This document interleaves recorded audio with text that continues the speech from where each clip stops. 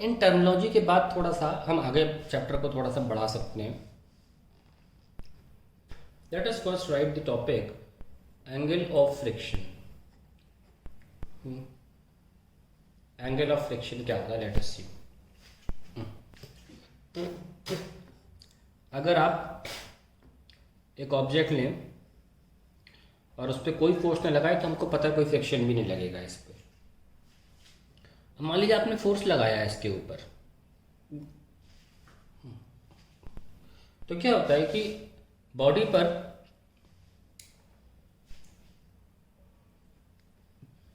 जैसे ही आप फोर्स लगाते हैं कॉन्टैक्ट फोर्स डेवलप हो जाता है. कौन सा फोर्स डेवलप हो जाता है? Contact force. और ये कॉन्टैक्ट फोर्स जो होता है ये किसी भी एंगल पर हो सकता है. Either it can be at 90 degree with the surface और it can be at some theta angle with the surface. इस कॉन्टैक्ट फोर्स के दो कंपोनेंट होते हैं, नॉर्मल फोर्स और फ्रिक्शन फोर्स. यहां से आता है हमारा नॉर्मल फोर्स, जिसके बारे में हम शुरू से बात करते आ रहे हैं कि नॉर्मल फोर्स mg का फोर्स, नॉर्मल फोर्स.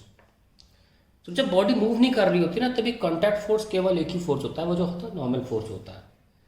लेकिन जब बॉडी मूव कर रही होती है तो कॉन्टैक्ट फोर्स का एक और कंपोनेंट जन्म ले लेता है, उसे बोलते हैं फ्रिक्शन, जो कि अप्लाइड फोर्स की काट होता है, अप्लाइड फोर्स को काटने की कोशिश करता है.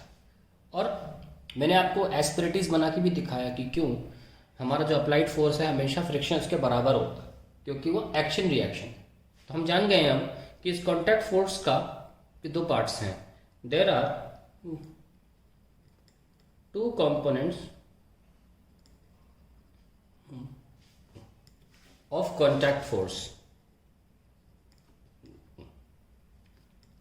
The normal force and the friction force. Let's write only friction and the friction. अगर मान लेते हैं कि फ्रिक्शन और नॉर्मल फोर्स हमारे हैं तो इनके रिएक्शन क्या होंगे? The reaction force to normal force is weight of body and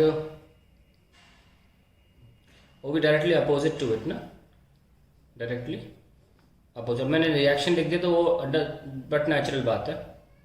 and the reaction to friction force is the applied force.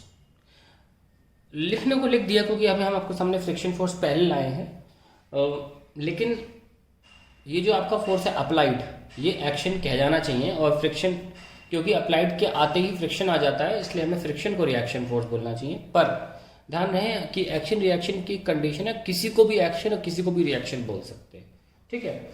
लेकिन थोड़ा सही लगेगा सुनने में अगर हम फ्रिक्शन को रिएक्शन बोले. तो लिखने को लिख दिया है, पर आगे फ्यूचर में आप अगर इनमें से किसी को या अप्लाइड और फ्रिक्शन में से किसी को एक्शन बोले तो आप बेहतर होगा अप्लाइड फोर्स को एक्शन बोले. अब एंगल ऑफ फ्रिक्शन कहाँ से आ गया इसमें? ये जो हम एंगल दिखा रहे हैं इसे एंगल ऑफ फ्रिक्शन बोला जाता है. तो the angle between the net या total contact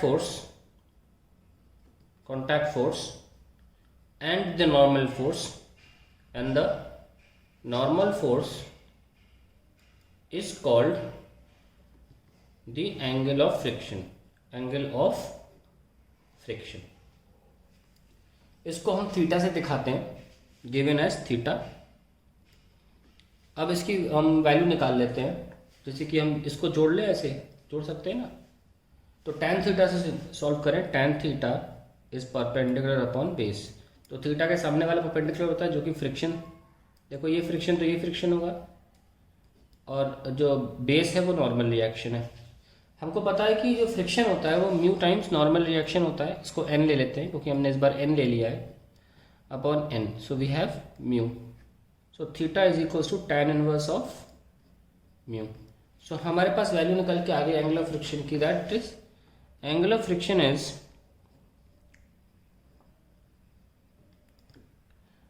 inverse of the tan inverse of the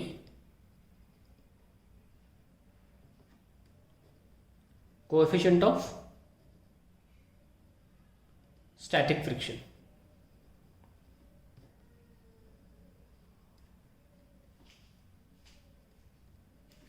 ये सारी कहानी हमारी एंगल ऑफ फ्रिक्शन के बारे में कही जा रही है। अब अगला टॉपिक हमारा आता है angle of repose.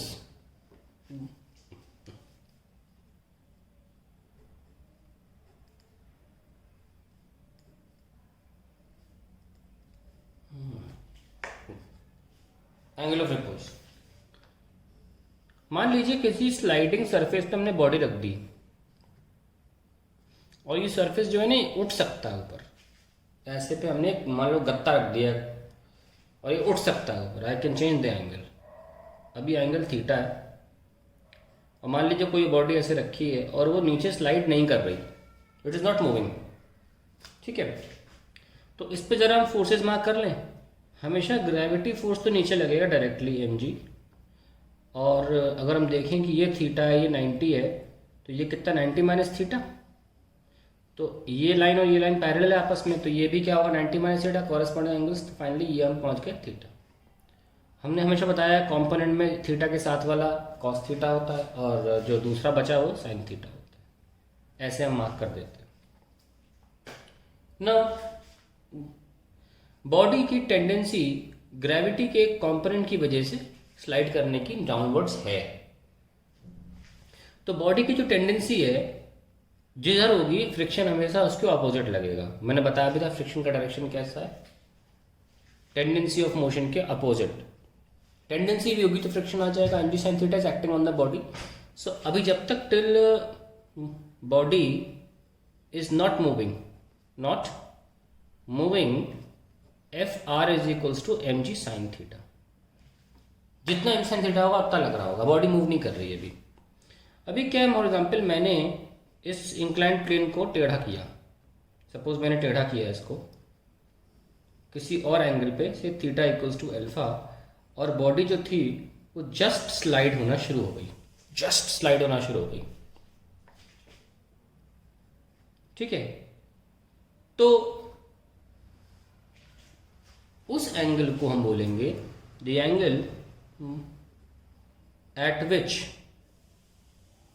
Body just begins to slide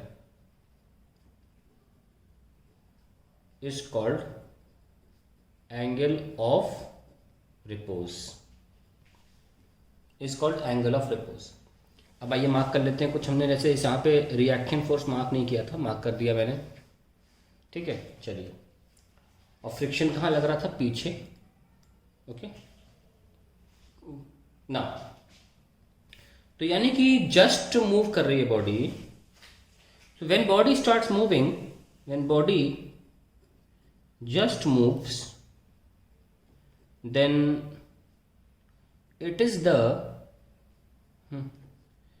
limiting static friction which acts between the surfaces. Limiting static friction which acts between surfaces. यानी कि मैंने बताया भी था कि सबसे ज़्यादा फोर्स तभी लग रहा होता है बॉडी में जब बॉडी जस्ट मूव करने वाली है। आपने फोर्स बढ़ाया और फाइनली आपने एक ऐसी वैल्यू पे ले आए जहाँ पे स्टैटिक फ्रिक्शन की मैक्सिमम वैल्यू अटेन हो गई।